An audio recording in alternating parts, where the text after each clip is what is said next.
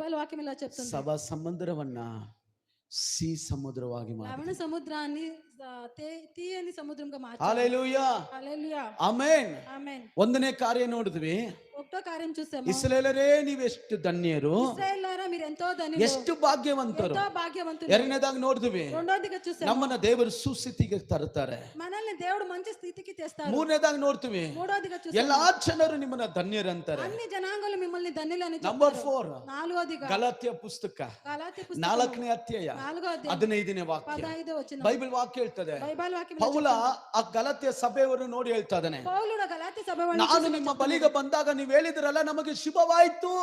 నేను మీ దగ్గరికి వచ్చినప్పుడు మీరు చెప్పారు కదా మాకి శుభమైంది అని. ಅಷ್ಟು ఎక్కడ వెళ్ళింది? ಅಷ್ಟು ಹೇಳಿದ್ರೆ ಮನೆ ಕಟ್ಟಕ್ಕೆ ದೇವರು ಸಹಾಯ ಮಾಡಿದ್ರು. ఆ ఫస్ట్ ఇల్లు కట్టేదానికి దేవుడు ಸಭೆಗೆ ಬಂದು ಪಾಸ್ಟರ್ ಪ್ರಾರ್ಥನೆ ಮಾಡಿದಾಗ ಅದ್ಭುತ ನಡೆಯಿತು. అక్కడ సభకి వచ్చి ಪಾಸ್ಟರ್ ಮನೆಗೆ ಬಂದಾಗ ದೇವರು